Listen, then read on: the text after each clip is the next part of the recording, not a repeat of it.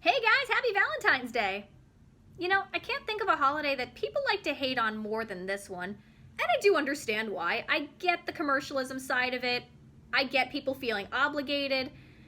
But it tends to hit people a little harder and touch a nerve even more so than something like Christmas, which we're generally encouraged to like. Valentine's Day tends to remind people of loneliness a lot of the time, but for me, I always really liked Valentine's Day. I liked being able to celebrate love and affection, even if I didn't have a date. Just celebrate love for family or celebrate love for friends. And chocolate's a big part of this holiday, so there's an incentive there. But every once in a while, you also get fictional character crushes. People tend to look at you a little weird if you say this in the real world, but you weird fucks understand it. So I wanted to do, for Valentine's Day, a fictional character crush countdown, but it's going to be different than what you usually see in these types of things.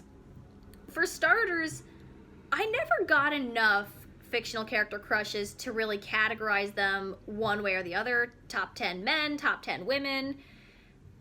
So what I wanted to do was do a fictional character crushes throughout my life. So the bottom of the list is what I liked as a kid, and top of the list is what I like now. I'm going to name the character, the show, how old I was, and do an analysis from there. That being said, here's my countdown. Number 10. Number 5, Codename Kids Next Door, age 10. Oh my god, I was so in love with number 5 as a kid, and I was just obsessed with her, and that started pretty early on in the show's run. Child me totally had taste because I just found her so pretty. I really loved her long hair. I loved her fashion sense. She had a really nice smile. And ultimately, she's just my favorite character. I really, really liked how smart she was. I really, really liked, she was very competent. She was so good at getting things done. I liked that she was cool and calm and collected. I really liked, she was very mellow, very laid back, but she also didn't take shit. She could tell you when you were being dumb, but she could take it in return too, and she needed that once in a while. They all did. I really, really liked, her stories were the favorite of mine because she liked candy. I liked candy. I also really liked about Kids Next Door that all the characters had international backgrounds for one reason or another, and she was of French descent. I'm of Swiss descent, so that was really cool. I liked that. I was into that. See? Compatibility. Child me thinking. I also liked, I'd say, aside from how smart and capable and cool and how she just so stood for her principles, the biggest thing is how much she cared about her friends, how much she cared about the people in her life, and as a result, she always took it the hardest when someone betrayed her, when someone hurt her, and that could be with her sister. She very much loved her sister. She wanted a good relationship with her, but they fought all the time. They didn't get along, and you could see what a toll that took on her. They always had these fake outs, but there was love there, and there was this, she was afraid to grow up. As a result, she saw just how becoming a teenager can make you a real jerk and not wanting to be that. And whenever her friends hurt her or betrayed her, and she always took it the hardest there too, and every time that happened, she was always the last one who had to come around to be convinced to help them out anyway. When number 1 becomes an adult in Operation Grow Up, or Leaky Leona in Operation Fountain, are just some examples of that. Or even Heinrich von Marzipan, or Henrietta von Marzipan. That was a long arc between them. And you could see that you could always see that even when she was hurt, she was still so passionate. She still cared, and that love and is something I really, really loved about her, just how much she cared and how smart and how cool and how great she was. And she was someone who was capable of a lot. She was said to be, and the show says this, hints at it, then outright says it, a couple times that she was a qualified leader and even better than number 1, but part of it was she had fears of growing up, which that's very relatable, and I'd say that's explored the most with her. She had these fears around growing up, which was very relatable, but she also had fears of responsibility. You never really find out what happened, but she made a mistake that cost number 1 his hair, and that very much weighed on her. And I think she saw through number one. That's not gone into as much, but you can definitely infer it, because number one was the one who was so passionate about the kids next door to a fault, and it came at the expense of his sanity and even his social life, whereas number five, I could see her wanting more of a work-life balance, and honestly, good for her knowing that so long. But at the same time, her learning to accept that responsibility and just deal with these fears around growing up and and enjoying childhood. That's really relatable, but also so cool she was dealing with that, and you got to see her become better and better, and just see the passion every step of the way, and just see how she was so good at her job, and that was always great to see. And she was the most emotionally mature of that group, and that's also something I very much liked and related to, because that's something I was. Yeah, toot my own horn, I definitely had more of an emotional maturity as a kid, and I saw that in her, and I liked that. She was such a great character for so many reasons. I just thought, oh, she was just so cool and so pretty and so likable and very relaxed. She was able to keep her head for the most part in any situation. That was always great, and she might not have been the best fighter, but she was still a good fighter, and she still had creativity, and she was just so cool in so many ways. Good at her job, and she had her life and her own interests outside of the kids next door. That's also something I really, really liked. That she could go off and do her own thing, and that's no big deal. And she could hang out with number two for a day, or number one, and I like that. You do get to see that she has different relationships. That's the great thing about the show. They all had these very well-rounded personalities, and they were all very distinctive. You could see she would get annoyed sometimes, and she'd get angry, but she never compromised on her principles. She believed so strong in her values and so much in how much she valued her friends. Protecting childhood and having a good childhood and just caring about the people around her, defending them, but also not taking their nonsense either. She wasn't a pushover. Yeah, just a really great character. Oh man, did I love her as a kid. I wanted to marry her. I was told not to talk like that in school. Number 9. Newt Livingston from Cory in the House, age 12. I think most people have a Disney Channel crush. This was mine. I'll get the selfish stuff out of the way first. He was really cute. He had all these different graphic tees, and a lot of it was the hair. He just had this really nice side-swept mid-2000s skater boy hair that I don't care if it's dated now. I thought it was cute at the time. And with that being said, I talked more about the actor. Whenever I talked about this one, I brought up the actor Jason Dollymore, and I did watch him in other stuff, but this was the role I really fell for him in. This one is an outlier on this list for a couple reasons. Well, one major reason. He's an idiot. Every other character on this list is intelligent, and Newt's an idiot. And Newt was a fuck-up. A character type I almost always hate. You know the type, usually it's a character who's supposed to like a comic relief, character's best friend, who's always screwing up, making things harder for the protagonist to get their things done, and sometimes costing them the mission, sometimes being the moment that everything goes sour. Can't stand those characters, and Newt, in many ways, was very much that. But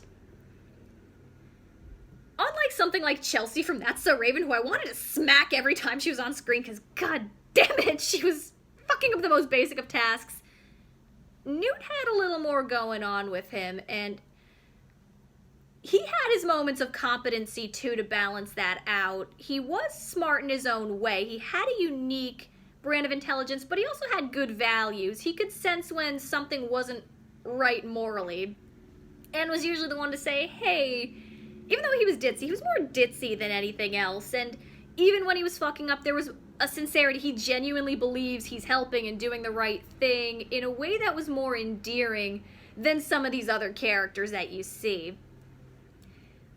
but also he was very sincere, very likable, very, very laid back, easygoing guy, very, very funny. The actor Jason Dolley, he had a very good sense of comic timing and could make a lot of these lines sound very endearing. A lot of the times on teen and tween shows, and Disney Channel's guilty of this, as is Nickelodeon, there's a lot of snarky, actually sitcoms in general are very much like this, there's a lot of snarky insult humor, and especially when you see it in child actors a lot of the times, it's coming from this very bitter, angry, passive-aggressive place that's not funny. And Newt always had these lines in that vein, but he always said it in a more endearing way. He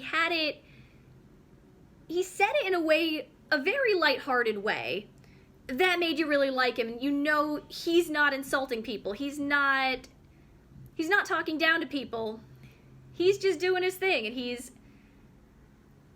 very endearing that way. There were a couple episodes that dealt with his relationships too, and he always wanted to do right by the girls he liked. There's an episode where he wants to ask a girl, but he gets really nervous, and you see that, and it's very, very sweet and endearing how much he wants to do right, but as somebody who genuinely likes you is always going to be a little nervous. You saw that. It was very sweet. There's another episode where he makes a promise to this girl he liked as a little kid that they were going to be each other's first kiss, and he's still holding on to that. He still wants to make good on that. When they meet again, she's moved on from it, but was really touched by the fact that he still kept that. He still valued her, and he valued that commitment. It's, it's kids. You'd obviously, real life, you don't want to be pining for someone forever, but this was still very, very sweet. He keeps his promises, and he wants to do right. That sincerity, that laid-back, sweet, simple, endearing, mid-2000s skater boy was very likable. And, yeah, he was fun to watch. Number 8. Robin from classic Teen Titans, age 15. Robin is someone you admired for how passionate he is, how hardworking he is. He's definitely the most dedicated member of that crew. And by the way, just to reiterate again, this is classic Teen Titans. I am a fan. And Robin was very endearing that way too. He was always figuring things out, always working, always had his brain active, and always trying to figure out the next step, the next way forward, better himself, how he can be a better fighter, a better thinker. And he also trusted his friends. He very much valued his friends and their input.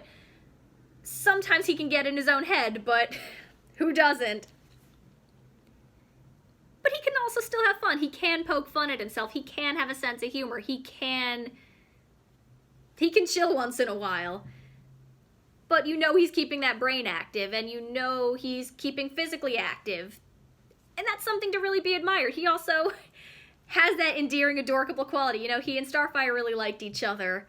And they're in that space where that often it happens as teens, where you like each other, but you're not quite comfortable to act on it, which can be kind of fun to watch. It's so emotional when you're in that moment, but you're just trying to figure things out. And that's, when you're in that space, when you're comfortable where you are, you take things at your natural pace. But they had a good connection.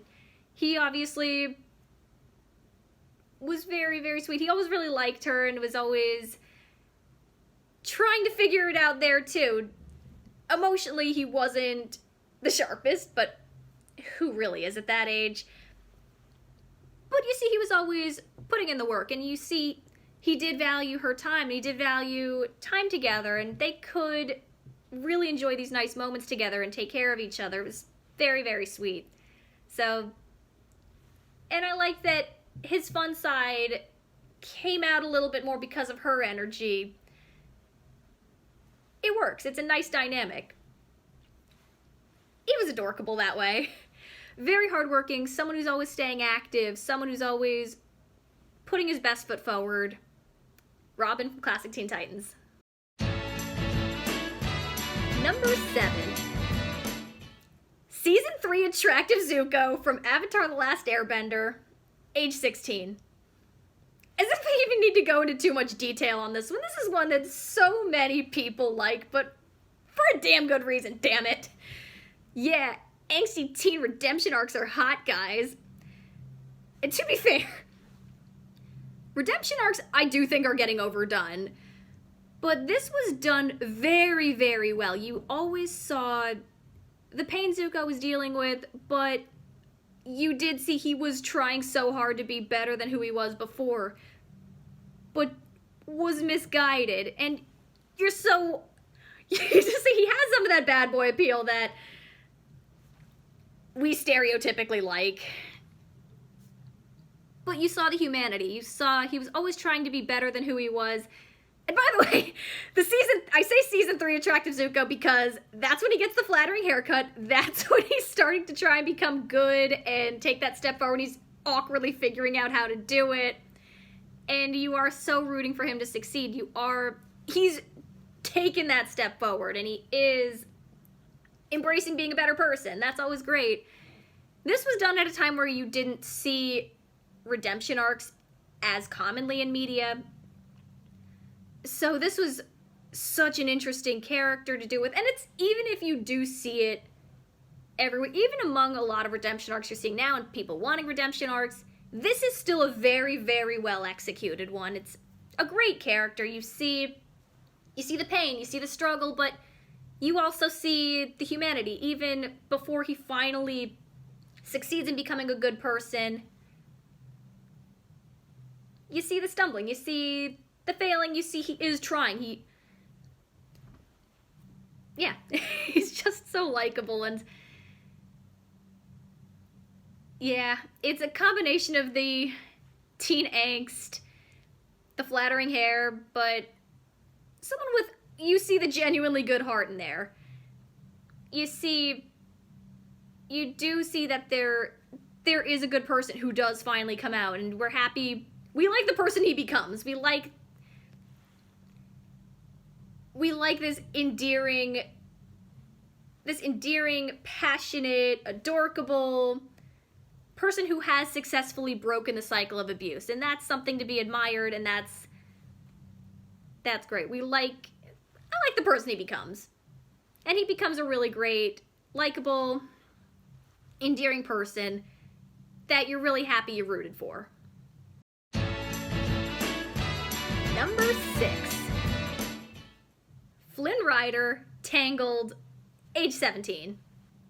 I think a lot of people have Disney prince or princess crushes as well, and Flynn Rider, really nice hair, really adorable. He's cynical but can be charmed by bubbly personality, and he has a thing for brunettes. Did I ever tell you I've got a thing for brunettes? Fuck yeah. Fuck yeah, Flynn Rider. Number 5. Carlton from The Fresh Prince of Bel-Air, age 18. I had a thing for a guy who was just like Carlton, and I might have transferred some of that affection to this character, but I really like this character. He's a studious nerd who takes himself a little too seriously, but he has a sense of fun and silliness underneath that, and is obviously a very gifted singer and dancer. I like nerds. I've always liked nerds. Carlton is the best of what a nerd is. He's someone who's passionate. He's someone who's sincere. He's very responsible. He's goal-oriented. He cares about his grades and his future. Does he take himself a little too seriously? Yes. But he has a silliness underneath that. He has a sense of fun and silliness and absurdity that might need to be brought out a little bit, but he can embrace that, and that's really nice. He's also a damn good singer and dancer. Carlton, funny thing is, Carlton was the butt of the joke. He was seen as the loser next to Will Smith, and the thing is, he wasn't the butt of the joke any more than anybody else was on the show, but Will Smith was always the one who had the successes with girls on the show, and I would not like his approach, because Will was very schmoozy, and he was too forward too fast for my liking. Carlton's very sincere. Carlton he's a bit naive with women, but he is very sincere. He's very adorable. Someone who genuinely likes you is always going to be a little nervous, and that's what Carlton is. He is sweet. He's very earnest. He wants to do right. He's a little awkward, but he's very charming about it. And he has all these things that make him happy, these little things that make him happy, and he's willing to share it. He has these qualities that are not always appreciated in high school or college, but definitely are in the real world. And I can see that. I can see Carlton being somebody who grows up and finds the right person, who has more successes a little later in life, maybe out of college, actually, maybe even in college. Well, you see most of it in college, but after some of the nonsense of your younger years, he will have more successes because he has so many great qualities. He is a very fun person. He is so intelligent. He just needs to be in the right environment. And the thing is, he does date a little bit on the show. He gets hurt quite a bit. You just want to give him a hug. But he never blames the girls. He does get sad, but at the same time, he continues to put his best foot forward, and he still continues to be the best version of himself. And especially in high school and college, that takes a lot of maturity. And another wonderful quality to have. He is so sweet. And honestly, and selfishly speaking, he's very, very attractive. Again, he's a great dancer, clearly very fit. And this scene, this very hot striptease scene, pretty much cements the fact that he's definitely going to have successes in a different environment, maybe a few years down the road. So, yeah, Carlton, he is a total catch. Number 4. Pousse Washington. Orange is the New Black. Age 21. Pousse was just beautiful. She has these really gorgeous eyes, this light-up-a-room smile.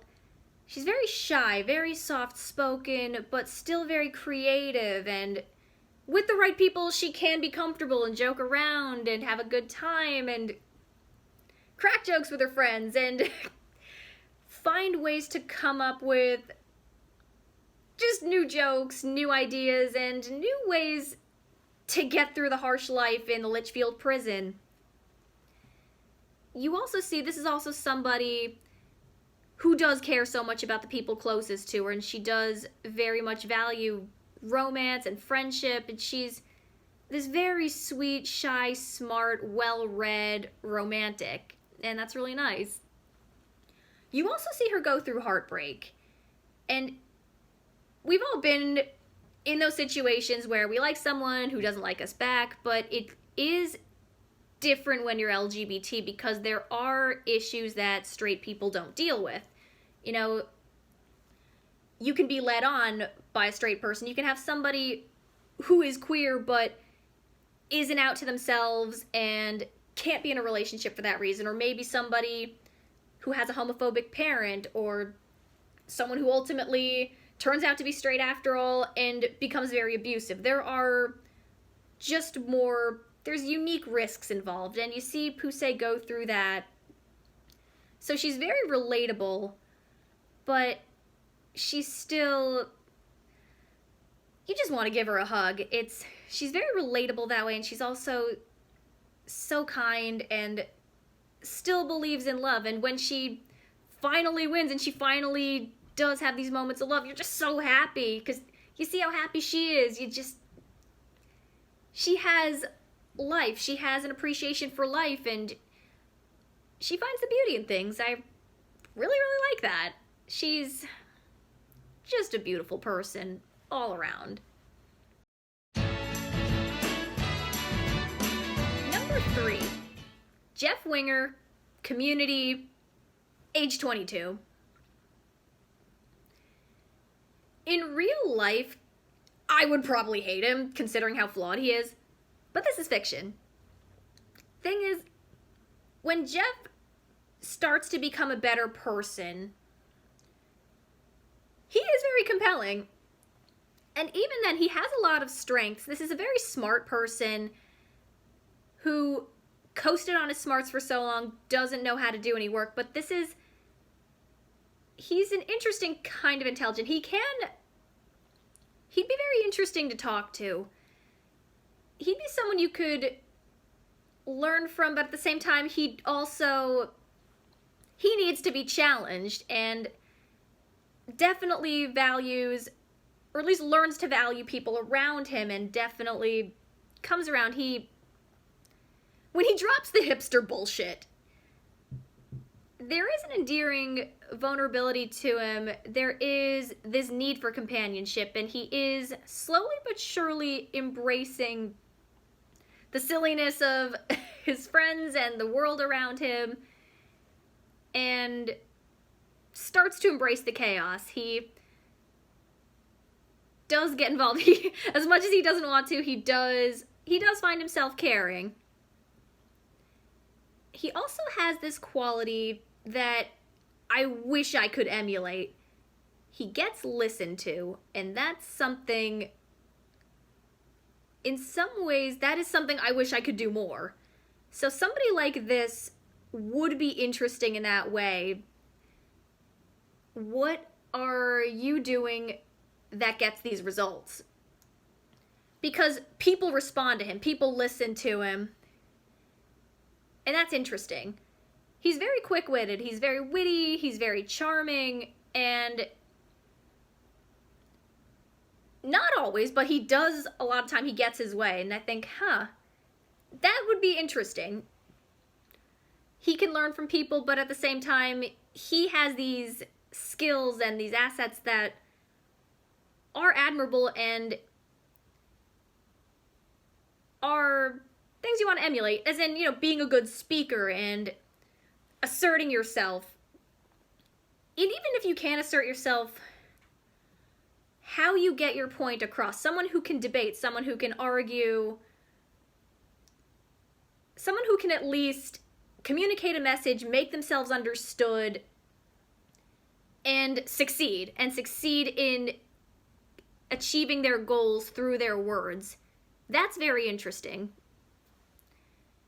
On the selfish side, he is very attractive, and he tends to lose his shirt a lot. I have a bit of a thing for that. So, this is somebody you would not be with long term. This is somebody you have a brief fling with while you sort your shit out and become a better person.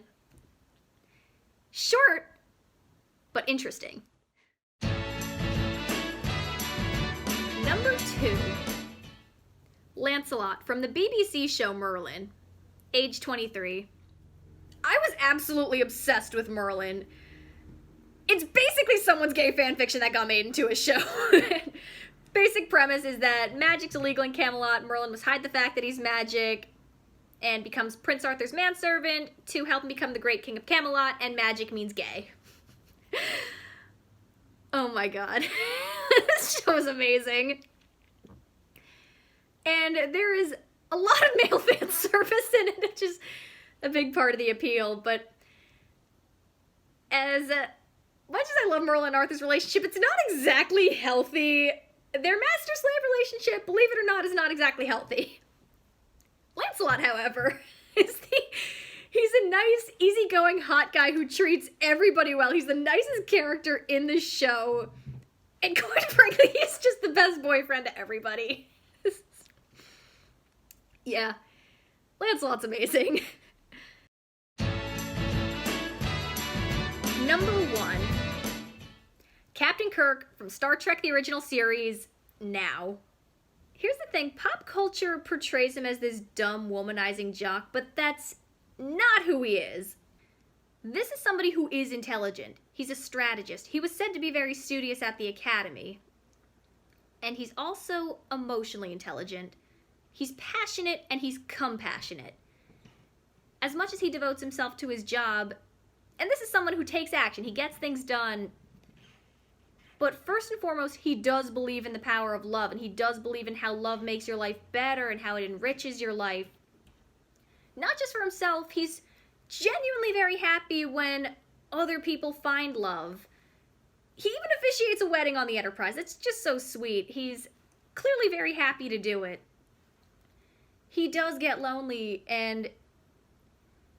but he never stops believing in love, and he does kiss a lot of women on the show. He does kiss a lot of aliens, flirt with a lot of people, but it's not done in a lecherous way. A lot of times we think of this type of person as very lecherous, as someone who wants a conquest, a notch on the belt.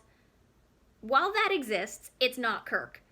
Kirk is somebody who's very flirtatious, very charming, but in a very courtly, very gentlemanly way. He's engaging people in conversation, and he's charming.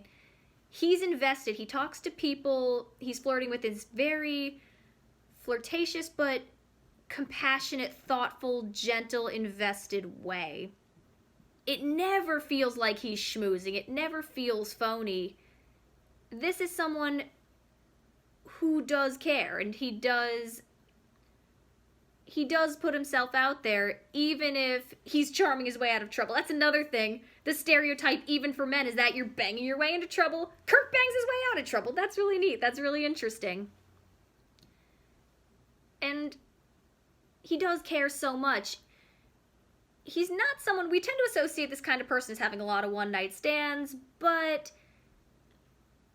he's had relationships and long-term relationships. With one major exception, he's on good terms with his exes, and even that one major exception, who as a character I'd actually do like, I find her interesting. It's Janice Lester, Dr. Lester from Turnabout Intruder. She doesn't hate him for anything he did, it's her issues. And even in all her hatred and the fact that she steals his body to command the Enterprise, I mean, he gets his body stolen again and by a space entity too, and the space entity has the right reaction.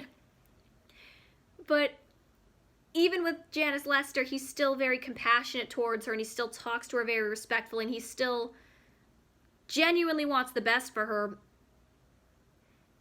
And even though she's going through her issues, and she's trying to kill him in this episode, but early on she says the year we spent at the academy, the year we were together, was the only time in my life I was alive. So she clearly loves the qualities he has, even if it's buried under all these issues.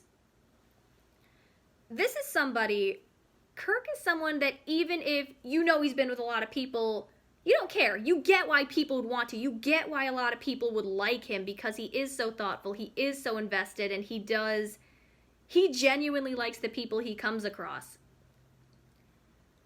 I don't see him as a cheater.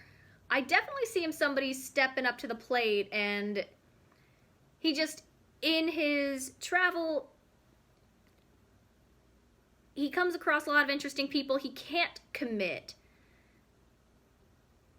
So, but he genuinely likes the people he comes across, and he's very kind to them. He's very flirtatious. He's very compassionate, and I can see him being somebody who, when he does like somebody, he is nervous. He's more nervous about it. I can see that. This is somebody, he does take action. He gets things done. He takes risk. He doesn't go looking for a fight, but when he means business, he means business. In so many ways, Kirk has the best of masculine qualities and the best of feminine qualities in one well-rounded person. And both of those sides, the masculine side, the feminine side, both of those sides are powerful and respected and valuable and important. And that's great. We need that. We need balance in our lives, and we can't just have one or the other. We really do need a mix of these traits. And that's very much what he has. I love the fact that he's so passionate. I love how he's compassionate. I love the kind, thoughtful, relaxed way he talks to people. And even though we joke about disposable red shirts, he takes it hard. This is clearly someone who knows his crew, and he wants them to succeed, and he wants them to thrive, and he wants them to have love in their lives, and it's just really nice. And now going into the selfish stuff, let's talk about the fan service. Oh my god, he's beautiful. He gets shown off a lot in this show. He gets shown off like a pinup girl, and I'm here for it. I love the shirtless scenes. I love the torn shirts. I like the tight pants. I like the ridiculous outfits they put him in. Damn! I'm gonna try not to objectify here. He's gorgeous. He is so attractive, and what I really like is that Kirk, while he's clearly very strong, built, he looks like a real person, and this is someone who is fit, but at the same time, there is such a thing as too cut, too defined, too veiny, and that's not attractive, and it's not even healthy. A little bit of fat's a good thing. We obviously want to take care of ourselves and be fit, be strong, and eat right, exercise. Kirk looks like a real person. He's a little bit of fat's a good thing because that's something you can hug. There's a humanity to that. And everybody gave Shatner such hell, even back then, for a couple extra pounds, and that's bullshit. He looked damn good, even in season 3. So, very physically attractive, very emotionally attractive, very intelligent, very curious, just so many good things about Kirk. This is somebody you could